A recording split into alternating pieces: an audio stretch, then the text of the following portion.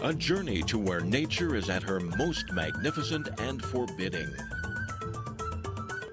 To mysterious places where dazzling and diverse cultures flourish. Where China's numerous ethnic groups draw you into a world of color and vibrancy.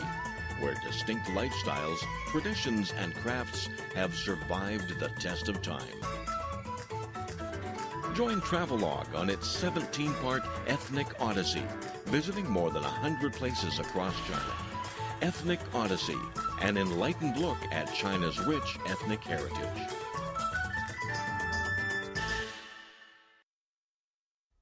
In this episode of Travelogue, I will take you to the ancient land of China, Lijiang of Yunnan Province.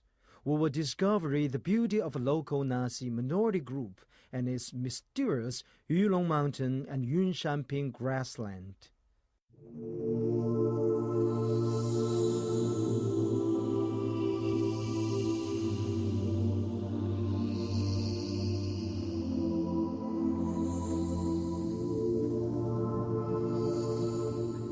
Variety of China's landscape, diversity of its people. Welcome to Travelogue. This is Minority Series, and welcome to the Jade Dragon Snow Mountain. Here is a perfect example for the human and nature combination. Besides the marvelous sceneries, there are also beautiful minority groups such as Nasi group living around these sceneries.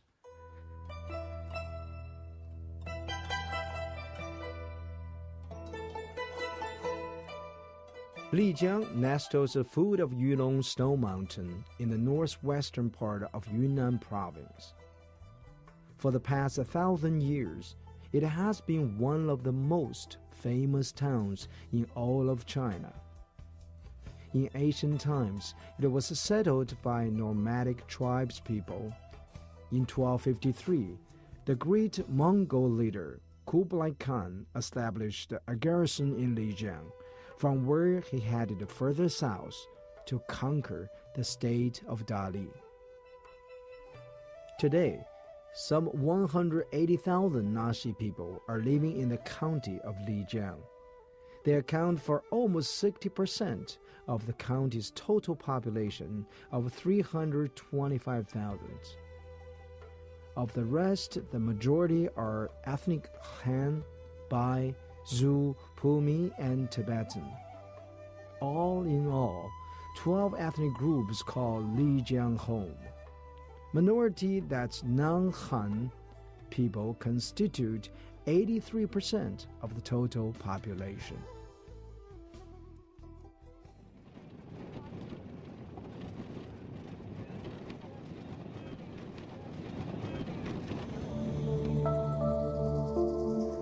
Baoshan Stone Village is located in the north of Lijiang, some 110 kilometers from the ancient town itself. The stone village actually stands on a huge rock beside a river called Jinsha, at an altitude ranging from 1,600 to 4,600 meters. The village is home to around 100 Nasi families who live surrounded by mountains and cliffs. There is only one way into the village from the mountain path, and at the far side, a stone gate shows the way to the Jinsha River. From a distance, the stone village looks like a well-cultivated bonsai tree resting in a ceramic pot. As I get closer, I find the residents are friendly, but there's no distinguishing the strong sense they feel of being independent from the rest of the world.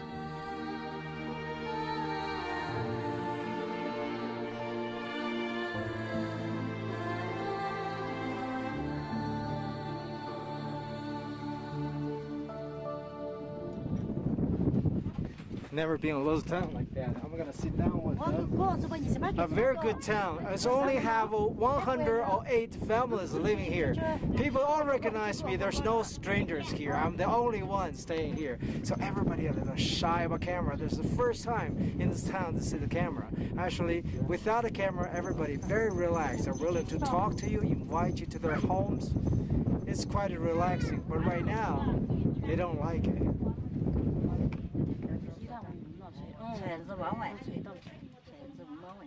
Seems like they're more interested than I do. You know, they remind me one thing. When we live somewhere, we kind of ignore the surroundings. Even living in the beautiful places like this, you ignore that. When I take a picture, show them.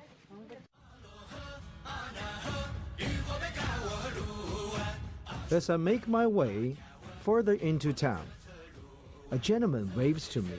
It turns out he wants to show me some of his artwork. He explains that when he's not doing his farming work, he spends his time making carved wooden figures.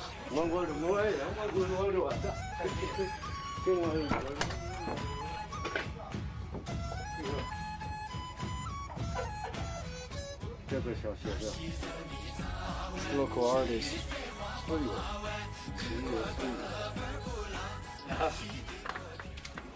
It's the local houses, local buildings, the little village. They call that also they call that like handshake house style. What that means is somebody neighbor there is so close to each other. You can even shake hands. You can touch the neighbor's roof, and you can see people walk around here. Very close. Hello. The stone village is not a castle built of stone, but a town built on a gigantic rock. Their houses are not the only examples of the locals making effective use of the plentiful supplies of rock and stone. Some people use rock to make the columns that support their houses. Some make desks and tables from rocks. And some manage to fashion everyday items such as water vaults, kitchen implements, and even beds from rock. The constant use ensures that all the rocks and stones are polished smooth. All the buildings in the stone village are made by hand and moved in piece by piece by hand.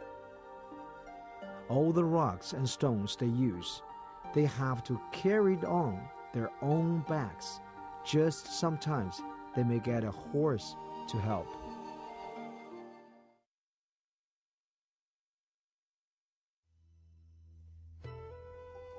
The town of Suhe was built on the mountainside and faces a river.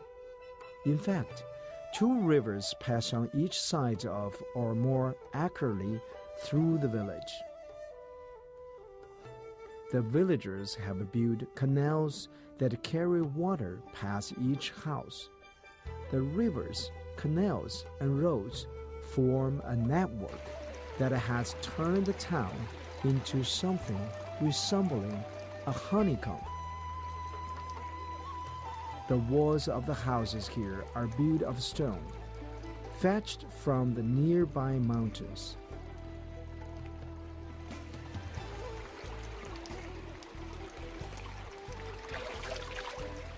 In Nasi minority group, water is a source of life. It's very important to them. Therefore, they will choose a place living by the water, or they track the water to their villages. For example, they have a special design here. The water comes down, they design 3 sections, and also have a gravity go down one way. The first one will wash or drink. The second one to clean their food. A third one to wash rest of the things. So this is their typical design right here.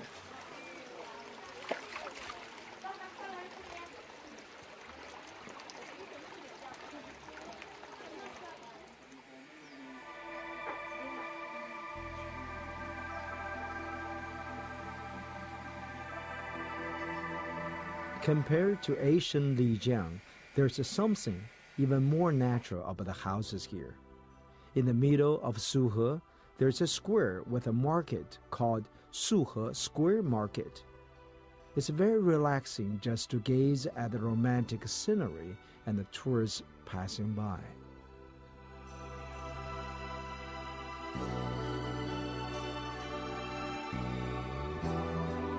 The Nasi women living in Lijiang are easy to spot because of the way they dress. Blue, white, and black are their favorite colors. Typically, their costume consists of a loose, white-sleeved gown with a waistcoat on top, trousers, a pleated apron, and a pair of embroidered shoes shaped like boats. The collar sleeves and the front of their clothes are embroidered with flowers. Often, they also wear a sheepskin stole with 7 round patterns embroidered on it, representing 7 stars that symbolize the remarkable talent and hard-working spirit of Nasi women.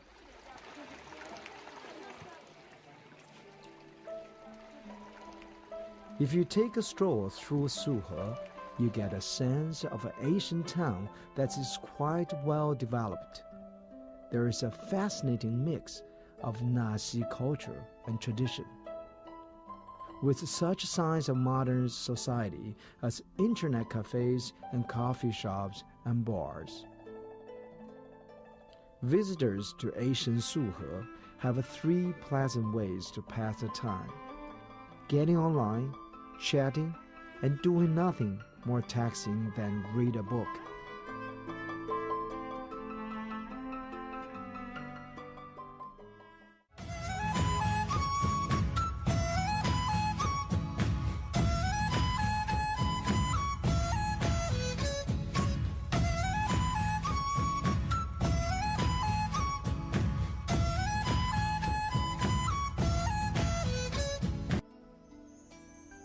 The ancient town of Dayan in Lijiang has a history of over 800 years.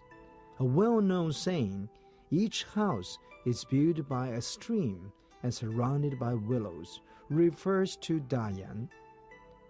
More precisely, the town is sometimes called Suzhou on the plateau. Lijiang's importance as a stop on the tea and horse trail is epitomized by the teeny town of Dayan. Caravans passing along the route would stop in Dayan to rest and replenish their supplies before continuing their long and weary journey. Some travelers would linger. The Tibetan merchants in particular would find it hard to tear themselves away from pleasant climates and the colorful Nasi folk customs and culture. The locals did a good business from the passing traders who came through the town in steady numbers. They built many hotels and its market and started to flourish tourist industry. These merchants-oriented hotels can still be found today in Dayan. 姑娘，这是什么东西？这是拿一个空白的自己写心愿的许愿的风铃。哦，许愿，对，什么都可以写是吗？对。这些都是人写的还是你写的？对，这是游客写的，我这么写的。这游客写了，我挂上去。多少钱？挂他包里了，有10块的、20的、25的都有。 Well, spend very good. Spend like a 10 kwai, 20 kwai. You can get a plaque with a ring, and then you can make a wish. It's a wish plaque, what they call. So all those are people buying this, saying, "Let me check a couple of them." This is a, "Dear, I love you. You're my baby." And here is, "My uncle, I love you. My parents, I love you." All these wishes. Oh, here. Wish you all the best. Oh, this one. Wish you watching Travelogue every day. We love Travelogue host. Ray is the best. No, just kidding. This is all the wish plaque. People come here, the tourists, make a wish. You spend 10 kwai, 20 kwai. That's it. That's very, it's like hundreds, thousands of. Look at that. Look at that. Look at that.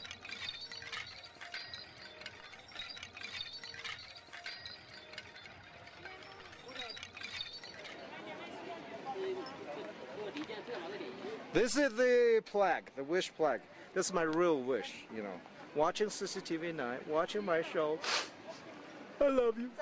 Okay, so I bought this. This is only 20 kwai. Then what we do is we're gonna hang it and make sure everybody can see. That's it. I got my plaque, wish plaque right there. Got my wish over there. Everybody can see it. Actually, it's a commercial. It's an ad. Everybody can see. 100,000 people come over here. So when you come to Lijiang, remember, visit here. Visit this girl. She has my plaque over there. Next.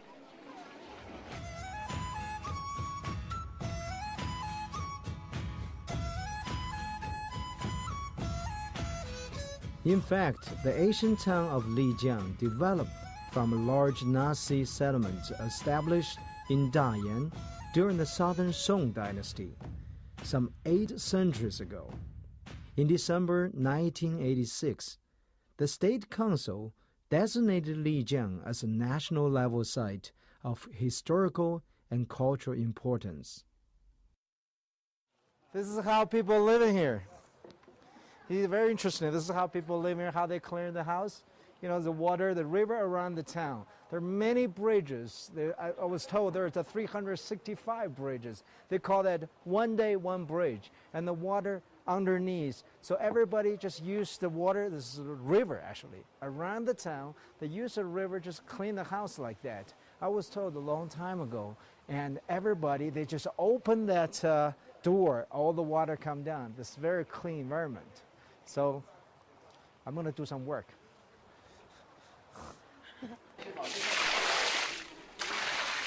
The town of Lijiang, screened by a mountain and facing a river, has never needed high walls. It is crisscrossed by ancient streets and lanes paved with colored stones and lined with houses built of wood, stone, and mud.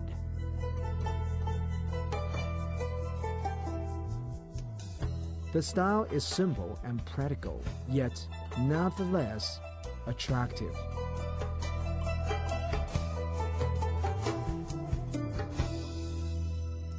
Small streams run parallel with Xifeng Street, which cuts across the middle of the town, and many other lanes.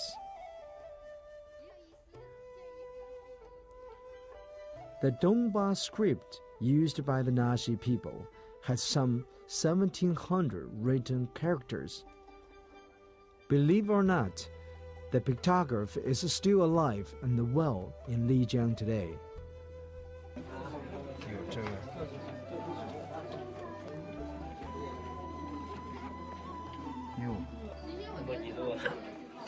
We've been talking about the language. We're talking about this, you know, Dongba culture, language, and characters on the, you know, jewelries on their door, all the decorations. But today, first time I seen this gentleman to write it down. This is how to write it. I mean, lots of people tell me Chinese character is hard. Try this one, very hard. 这个是东巴纸法。 Okay. 漂亮，漂亮，漂亮。拿起来看看吧。Look at this. This is once again. Let me translate. They need to translate.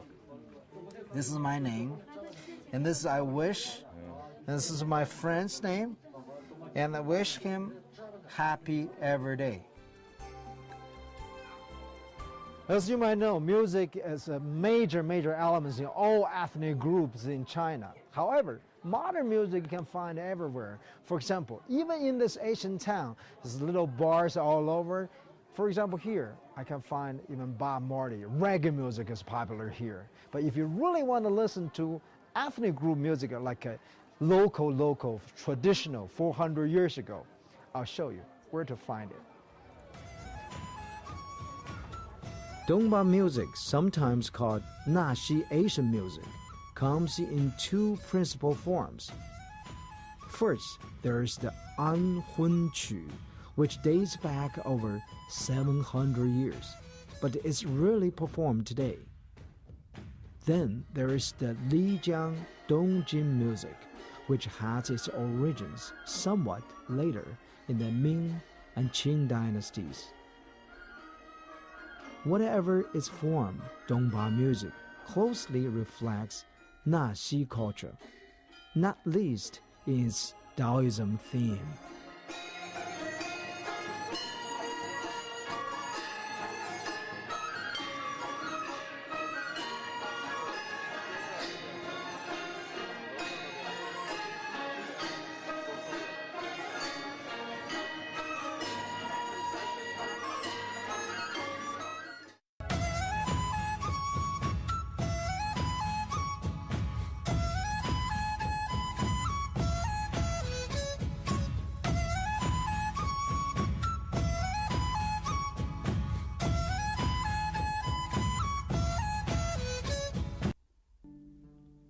Some 15 kilometers north of the town of Lijiang is a magnificent snow-capped mountain extending for 35 kilometers from north to south. As you climb up the mountain, you become acutely aware of the marked changes in the environment and temperature, a product of the mountain's temperature glacial climate. Here, among the dangerous hills and rivers of Hengduan Mountain, in the wild lands and forests, on the roof of the world, a mysterious Asian road winds and wanders. It's probably one of the most terrifying roads on the planet. For over 1,000 years, caravans travel quietly along it. You can still see holes in the stone, some as much as 70 centimeters deep, made by restless horses stamping their hooves. It seems there are numerous stories to be told about this Asian path. The piles of stones by the roadsides are many altars, carved with religious scriptures and symbols. This is the Asian Tea and Horse Trail, one of the highest, most precarious and oldest roads anywhere in the world, and a major conduit for the cultural and economic exchange.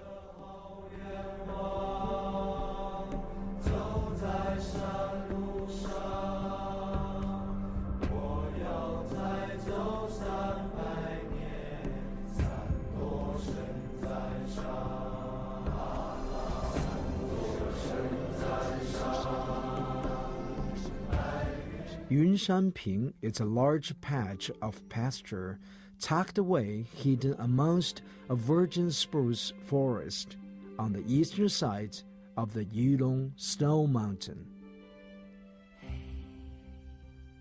Throughout the ages, the grassland has been seen as the gateway to a mysterious kingdom and a holy land for young lovers. With the development of civilization, fewer people are forced to marry, and this is no longer the spot it once was, where lovers came to be together at all cost. Instead, this place has been turned into a stage where young people from different minority groups perform folk dance and sing their folk songs to welcome visitors. Yunshanping has a small cable car providing access to the grassland area as well.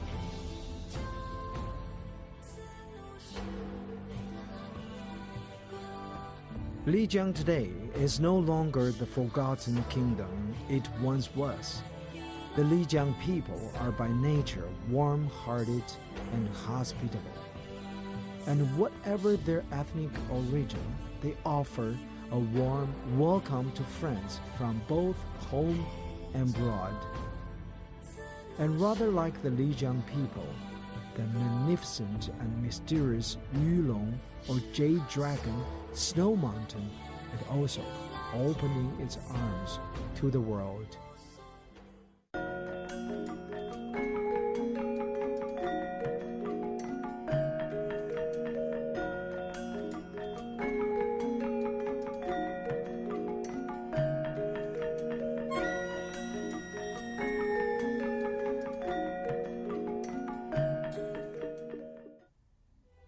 Nujiang is an ancient and mysterious land.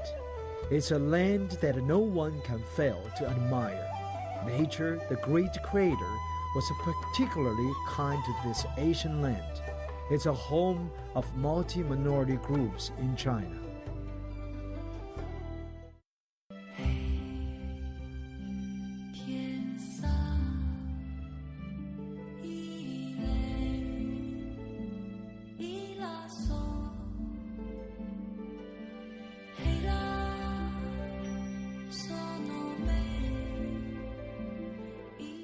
From the ancient town itself. The stone village actually stands on a huge rock beside a river called Jinsha, at an altitude ranging from 1,600 to 4,600 meters. The village is home to around 100 Nasi families who live surrounded by mountains and cliffs. There is only one way into the village from the mountain path, and at the far side, a stone gate shows a way to the Jinsha River. From a distance, the stone village looks like a well-cultivated bonsai tree resting in a ceramic pot. As I get closer, here it's a perfect example for the human and nature combination. Besides the marvelous sceneries, there are also beautiful minority groups such as Nasi group living around these sceneries.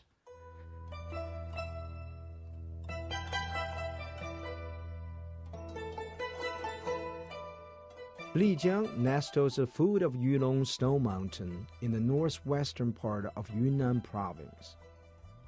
For the past 1,000 years, it has been one of the most famous towns in all of China. In ancient times, it was settled by nomadic tribes people. In 1253, the great Mongol leader Kublai Khan established a garrison in Lijiang, from where he headed further south to conquer the state of Dali. More than 100 places across China. Ethnic Odyssey, an enlightened look at China's rich ethnic heritage.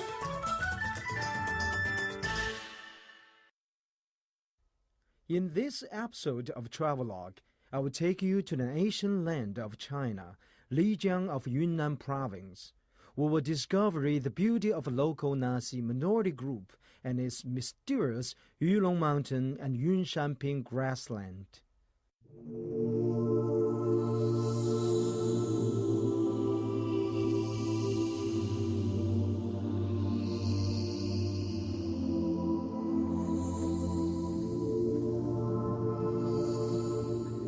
Variety of China's landscape, diversity of its people. Welcome to Travelogue. This is Minority Series, and welcome to the Jade Dragon Snow Mountain.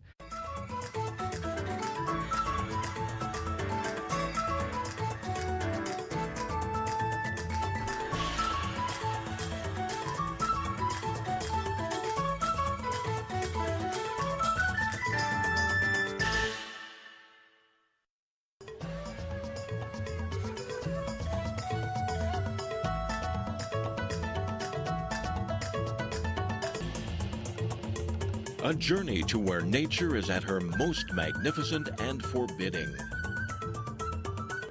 To mysterious places where dazzling and diverse cultures flourish.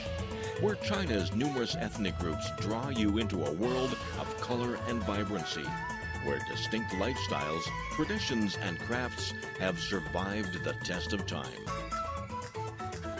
Join Travelogue on its 17-part ethnic odyssey. Today, some 180,000 Naxi people are living in the county of Lijiang.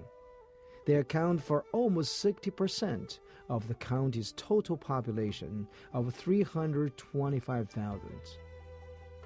Of the rest, the majority are ethnic Han, Bai, Zhou, Pumi, and Tibetan.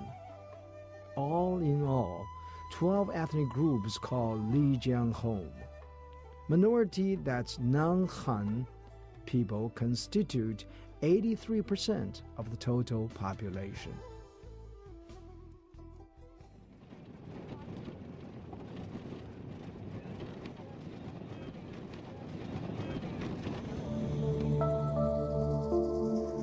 Baoshan Stone Village is located in the north of Lijiang, some 110 kilometers